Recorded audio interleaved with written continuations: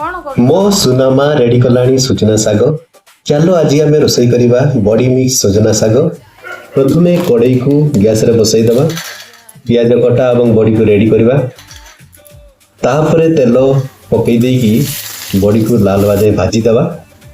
तापरे ताको काढ़ी देकी काढ़ी दे सारला परे पुणी कड़ई रे तेल पकई दबा तेल पकईला परे फुटण आउ किछि लंका आउ पियाज पकई दबा आउ घांटी दबा पियाज लाल हवा जाए तापरे सजना साग को पकई देकी कौन करवा ना लुण पकई दबा